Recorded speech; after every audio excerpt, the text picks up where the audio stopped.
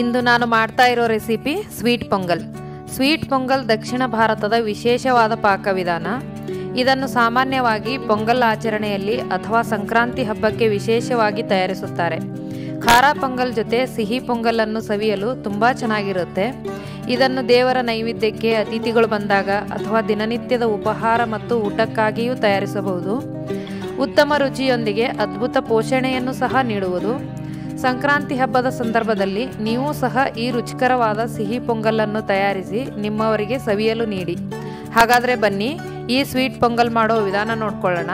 ಆದರೆ ಅದಕ್ಕೂ ಮೊದಲು ನಮಸ್ಕಾರ, ಪಾಕಶಾಸ್ತ್ರ ಚಾನಲ್ಗೆ ಸ್ವಾಗತ. ನಾನು ಸುರೇಖಾ ತಳವಾರ್. ನಮ್ಮ ಚಾನಲ್ಗೆ ಸಬ್ಸ್ಕ್ರೈಬ್ ಮಾಡಿಲ್ಲ ಅಂದರೆ ದಯವಿಟ್ಟು ಸಬ್ಸ್ಕ್ರೈಬ್ ಮಾಡಿ, ಹಾಗೆ ಪಕ್ಕದಲ್ಲಿರೋ ಬೆಲ್ಲೈಕನ್ ಪ್ರೆಸ್ ಮಾಡಿ. ಬೆಲ್ಲೈಕನ್ ಪ್ರೆಸ್ ಮಾಡೋದ್ರಿಂದ ನಮ್ಮ ಹೊಸ ಅಡುಗೆಗಳ ನೋಟಿಫಿಕೇಷನ್ ನಿಮಗೆ ಬರುತ್ತೆ. ಸ್ವೀಟ್ ಪೊಂಗಲ್ ಮಾಡೋ ವಿಧಾನ ನೋಡ್ಕೊಳ್ಳೋಣ. ಮೊದಲಿಗೆ ನಾನು ಹೆಸರು ಬೇಳೆನ ತೊಗೊಂಡಿದ್ದೀನಿ. ಇದನ್ನು ಹುರಿತಾ ಇದ್ದೀನಿ. ತುಪ್ಪ ಏನು ಹಚ್ಕೋಬೇಡಿ, ಡೈರೆಕ್ಟಾಗಿ ಸುಮ್ಮನೆ ಈ ಥರ ಫ್ರೈ ಮಾಡಿಕೊಂಡ್ರೆ ಸಾಕು. ಒಂದು 5 ನಿಮಿಷ ನಾನು ಸಣ್ಣ ಉರಿಯಲ್ಲಿ ಹುರ್ಕೊಂಡಿದ್ದೀನಿ. ಈ ಥರ ಹುರಿದು ಮಾಡಿದ್ರೆ ಟೇಸ್ಟ್ ಚೆನ್ನಾಗಿರುತ್ತೆ ಪೊಂಗಲ್ಗೆ. ನೋಡಿ, ಇದು ಈಗ ಫ್ರೈ ಆಗಿದೆ. ಈ ಥರ ಸ್ವಲ್ಪ ಕಲರ್ ಚೇಂಜ್ ಆಗೋವರೆಗೂ ಫ್ರೈ ಮಾಡ್ಕೋಬೇಕು, ಚೆನ್ನಾಗಿರುತ್ತೆ. ನೋಡಿ, ನಾನೊಂದು ಅರ್ಧ ಬಟ್ಲು ಅಕ್ಕಿನ ನಾನು ತೊಳೆದಿಟ್ಕೊಂಡಿದ್ದೀನಿ. ಇದು ಹಾಕ್ತಾ ಇದ್ದೀನಿ ಕುಕ್ಕರ್ಗೆ. ಇದಕ್ಕೆ ಅರ್ಧ ಬಟ್ಲು ಹೆಸರು ಬೇಳೆ ಹುರಿದಿರೋದು.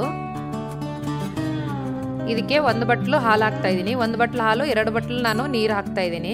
ಇದಕ್ಕೆ ಕರೆಕ್ಟ್ ಮೆಜರ್ಮೆಂಟ್ ಅದು. ನೀರು ಜಾಸ್ತಿ ಹಾಕಿದ್ರೂ ಜಾಸ್ತಿ ಆಗುತ್ತೆ, ಇಲ್ಲಾಂದರೆ ಕಡಿಮೆ ಹಾಕಿದ್ರೆ ಗಟ್ಟಿ ಬರುತ್ತೆ. ಹಾಗಾಗಿ 2-3 ಬಟ್ಲು ನೀರಾದರೆ ಬರೀ 3 ಬಟ್ಲು ಹಾಕಬೇಕು. ನಾನು ಹಾಲು 1 ಬಟ್ಲು, ನೀರು 2 ಬಟ್ಲು ಹಾಕ್ತಾ ಇದ್ದೀನಿ. ನೋಡಿ, ಈಗ ಮುಚ್ಚಳ ಮುಚ್ಚಿಬಿಟ್ಟು ನಾನು ಇದನ್ನು 3 ವಿಸಿಲ್ ಬರೋವರೆಗೂ ನಾವು ಇದನ್ನು ಕೂಗಿಸ್ಕೋಬೇಕಾಗತ್ತೆ. ನೋಡಿ, ಈಗ 3 ವಿಸಿಲ್ ಆಗಿದೆ.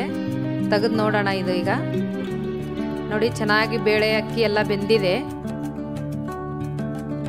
ನೋಡಿ, ಇಷ್ಟು ಬೆಂದರೆ ಸಾಕು.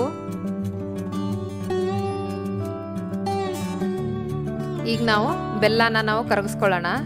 ಈ ಬೆಲ್ಲಕ್ಕೆ ಅರ್ಧ ಬಟ್ಲು ಬೆಲ್ಲ ತೊಗೊಂಡಿದ್ದೀನಿ. ಇದಕ್ಕೆ 1 ಬಟ್ಲಷ್ಟು ನಾನು ನೀರು ಹಾಕ್ತಾ ಇದ್ದೀನಿ. ಇದಕ್ಕೆ ಒಟ್ಟಾರೆ 4 ಬಟ್ಲು ನೀರು ಐತೆ. ನೋಡಿ, ಇದನ್ನು ಮೆಜರ್ಮೆಂಟ್ ಗೊತ್ತಾದರೆ ಈಸಿಯಾಗಿ ಮಾಡ್ಕೋಬೋದು. ನೋಡಿ, ಜಸ್ಟ್ ಬೆಲ್ಲ ಕರಗಿದ್ರೆ ಸಾಕು. ಇದೇನು ಪಾಕ ಆ ಥರ ಏನು ಮಾಡ್ಕೋಬೇಕಾಗಿಲ್ಲ. ನೋಡಿ, ಈಗ ಬೆಲ್ಲ ಕರಗಿದೆ. ಬೆಲ್ಲದಲ್ಲಿ ಏನಾದರೂ ಕಡ್ಡಿ ಕಸ ಏನಾದರೂ ಇದ್ರೆ ಅಂತ ನಾನು ಸ್ವಲ್ಪ ಸೋದಿಸ್ಬಿಟ್ಟು ಹಾಕ್ತಾ ಇದ್ದೀನಿ. ನೋಡಿ, ಇದನ್ನ ಈಗ ಚೆನ್ನಾಗಿ ಮಿಕ್ಸ್ ಮಾಡ್ಕೊಳ್ಳೋಣ. ಇದಕ್ಕೆ ಕಾಯಿ ತುರಿ ಹಾಕ್ತಾ ಇದ್ದೀನಿ ಸ್ವಲ್ಪ. ಈ ಕಾಯಿ ತುರಿ ಫ್ರೆಶ್ ಆಗಿದ್ರೆ ಟೇಸ್ಟ್ ತುಂಬ ಚೆನ್ನಾಗಿರುತ್ತೆ.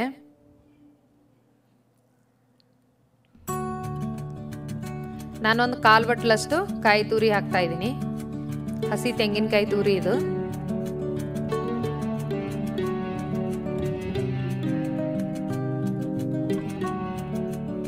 ನೋಡಿ, ಇದನ್ನ ಜಸ್ಟ್ ಮಿಕ್ಸ್ ಮಾಡಿ ಈಗ ದ್ರಾಕ್ಷಿ ಗೋಡಂಬಿದು ಸ್ವಲ್ಪ ಒಗ್ಗರಣೆ ಮಾಡಿ ಹಾಕೊಳ್ಳೋಣ ಇದಕ್ಕೆ. ನೋಡಿ, 1 ಟೇಬಲ್ ಸ್ಪೂನ್ ಅಷ್ಟು ನಾನು ತುಪ್ಪ ತಗೊಂಡಿದ್ದೀನಿ.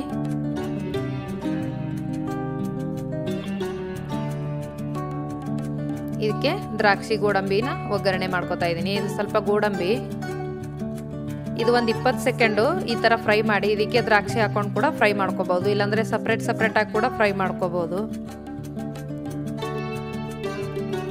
ನೋಡಿ, ಈಗ ದ್ರಾಕ್ಷಿ ಹಾಕ್ತಾ ಇದ್ದೀನಿ, ಒಣ ದ್ರಾಕ್ಷಿ ಇದು ಒಣ ದ್ರಾಕ್ಷಿ ತುಂಬ ಹೊತ್ತು ಫ್ರೈ ಮಾಡ್ಕೋಬಹುದು. ಸ್ವಲ್ಪ ಉಬ್ಬು ಆಗುತ್ತೆ, ಆ ಥರ ಆದರೆ ಸಾಕಾಗ್ಬಿಡುತ್ತೆ ಇದು. ಇಲ್ಲಾಂದರೆ ಕಪ್ಪಗಾಗ್ಬಿಟ್ರೆ ಟೇಸ್ಟ್ ಚೆನ್ನಾಗಿರೋದಿಲ್ಲ. ನೋಡಿ, ಇದೇ ಒಗ್ಗರಣೆನ ನಾನು ಈ ಕುಕ್ಕರ್ಗೆ ಹಾಕ್ತಾ ಇದ್ದೀನಿ.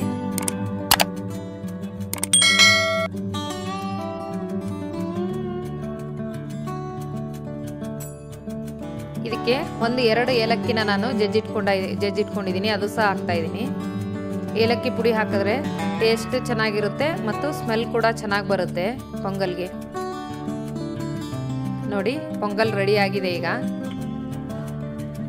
ತುಂಬ ಬೇಗನೆ ಮಾಡ್ಕೋಬಹುದು, ಟೇಸ್ಟ್ ಕೂಡ ಚೆನ್ನಾಗಿರುತ್ತೆ ಮತ್ತು ಚಿಕ್ಕ ಮಕ್ಕಳಿಗೆ ತಿನ್ಸೋದಕ್ಕೆ ತುಂಬ ಚೆನ್ನಾಗಿರುತ್ತೆ ಪೊಂಗಲ್ಲು.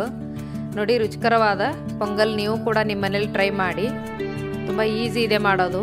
ಈ ಹಬ್ಬ ಹರಿದಿನಗಳಲ್ಲಿ ತುಂಬ ಬೇಗನೆ ಮಾಡ್ಕೋಬಹುದು.